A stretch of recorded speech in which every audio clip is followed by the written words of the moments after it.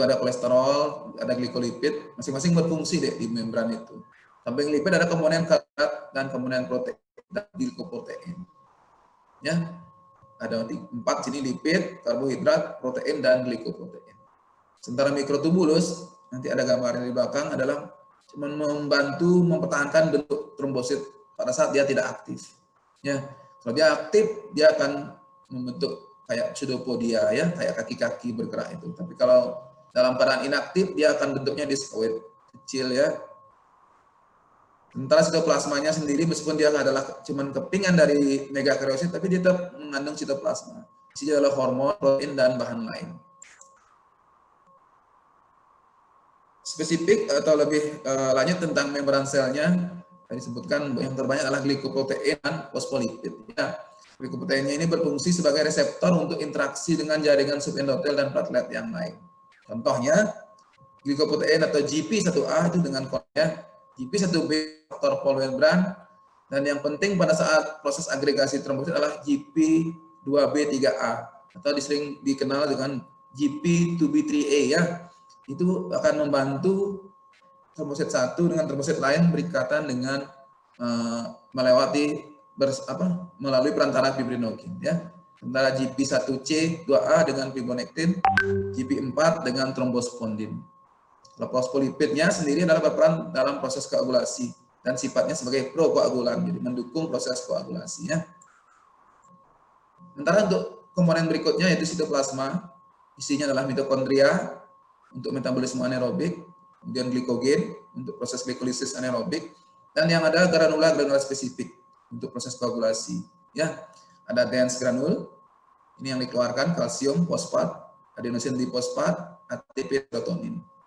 Alpha granul mengeluarkan ini, platelet faktor 4, beta tromboglobulin, fibrinogen, faktor 5, faktor 11, banyak ya, faktor S, trombospondin, platelet derived growth factor atau PDGF, faktor 8, von Willebrand.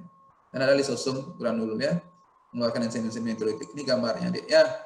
Ini yang paling penting pada saat proses adesi atau agregasi antar satu trombosit dengan trombosit lain, trombosit juga yang sebelah sini, yang sebelah atas ini, perantara daripada GP2B3A, ya, dia akan berhubungan dengan fibrogen, dan fibrogen akan berhubungan dengan 2B3A dari platelet lain, ya. Ini yang paling sering pada saat terjadi agregasi primer. Ini yang untuk membuat bekuan, sumbat bekuan, ya. Ini yang lain dari granul-granul tadi, ada ADP, epinefrin, trombin, platelet activating factor, ya, plasminogen, activating tromboksan, dan lain-lain. Inilah dense granul, kecil-kecil adalah alpha granul. Kemudian ini yang tubulus tadi, ini yang mempertahankan bentuk diskoid, ini namanya diskoid bentuknya, bentuk diskoid daripada trombosit ada di sekalian, ya. Fungsinya adalah membentuk sumbat trombosit atau platelet plaque sebagai respon terhadap kerusakan pembuluh darah. Mekanismenya ada 3, adesi, aktivasi, dan agregasi, ya. Ini yang paling penting. Saat adesi, proses di mana terjadi pelekatan trombosit pada permukaan asing. Biasanya adalah jaringan ikat subendotel, ya. Karena kita tahu pembuluh darah itu isinya adalah endotel yang paling atas, di bawahnya adalah subendotel. Kalau itu bersentuhan dengan trombosit, maka trombosit akan teraktivasi membentuk sumbat platelet, ya, sumbat trombosit atau platelet plaque. Untuk adesi melibatkan glikoprotein 1B, ya, antara trombosit dengan subendotel pakai 1B tadi kan, dan melibatkan faktor von Willebrand. Ini untuk agregasi, ikatan sudah terjadi ikatan trombosit dengan trombosit, ya, ikatan teragonis dengan reseptor. Agonisnya adalah pakai fibrinogen, tadi itu agonis maksudnya. Reseptornya yaitu 2B3A, ya.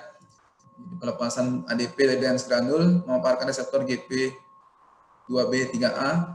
Kemudian ini adalah agonisnya fibrinogen berikatan dengan yang GP2AB dari platelet yang lain, adalah agregasi primer. Di sini memerlukan ion kalsium dan perlu ATP untuk energi, ya. Nah, ini dia. Begini prosesnya, Dek. Adesi dan agregasi. Ini adesi, ya. Jadi platelet akan nempel pada subendotel, ya. Ini endothelial cell, ini endothelial cell pada jaringan jari pembuluh darah. Ini yang ada lobek sehingga muncul terpapar dengan kolagen 1A, 2A dari platelet akan ke sini nempel ya. 1B juga begitu dengan von Willebrand. Sementara 2B3A-nya berikatan dengan fibrinogen. Ini yang satu fibrinogen, tidak satu ya, banyak ini. Nah, akan berikatan dengan platelet yang lain. Platelet lain juga begitu, karena dia teraktivasi dengan 2B3A-nya berikatan dengan fibrinogen, berikatan dengan platelet lain.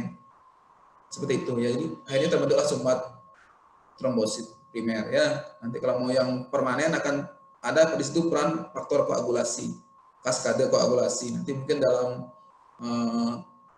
kuliah sendiri, kalau nggak salah dokter senior kita, dokter Suyasti, nggak ya, akan memberi adik-adik kuliah tentang homeostasis. Di situ akan berperan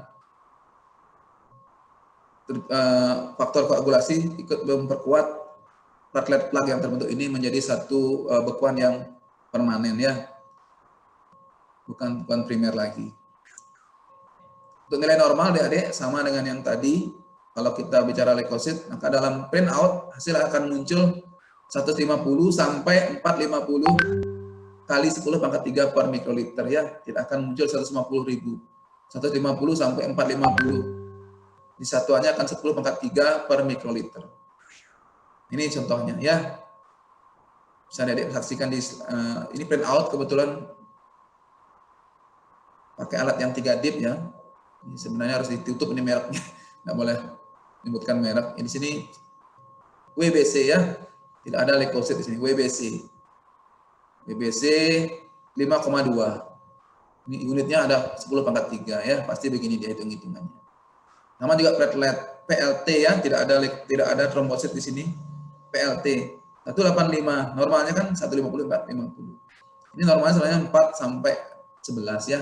Masing-masing alat punya ini sendiri. Kalau rata-rata 4 sampai 11, 4.000 sampai 11.000. Atau 4 sampai 11 kali 10 pangkat 3, sama ya. Nah ini deh yang kemarin waktu praktikum saya sebutkan 3 dip, 5 dip. Kebetulan alat ini adalah memakai yang 3 dip. Hanya ada neutrofil, limfosit, dan mix ya. Mix ini isinya adalah monosit, basofil, dan eosinofil. Jadi kalau mix 8,5 kita tidak tahu deh. Ini kelemahan alat 3 dip.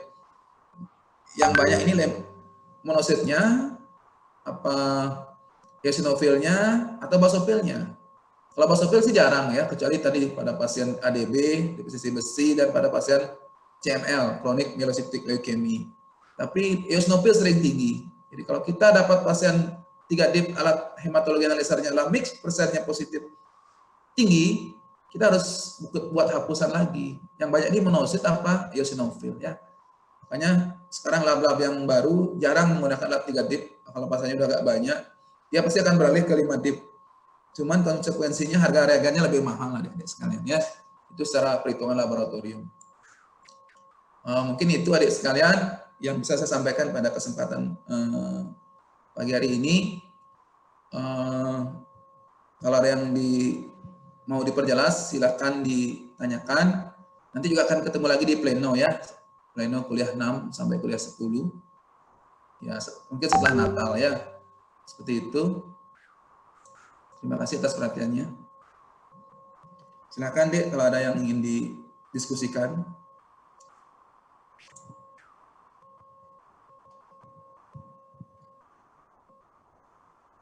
Siapa kawannya? Siapa koordinatornya?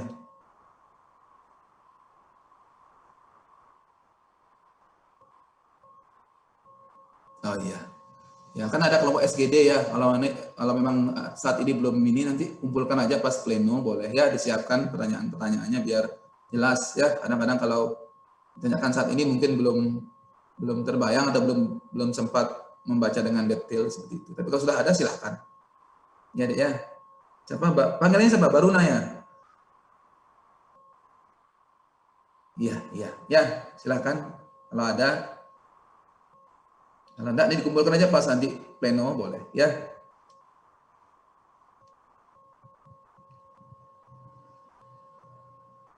Masih 10 menit aja, kalau memang enggak ada, boleh diakhiri ya.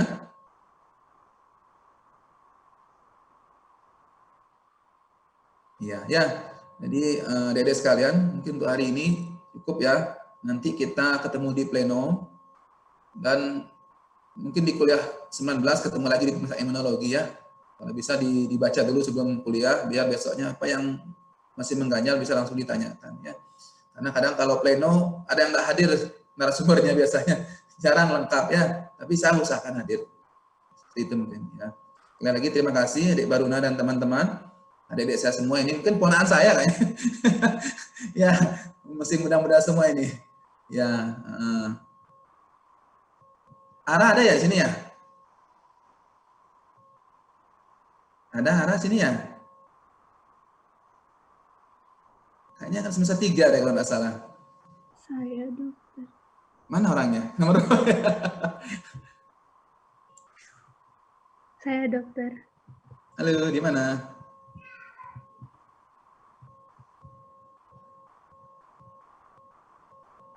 Nomor berapa deh?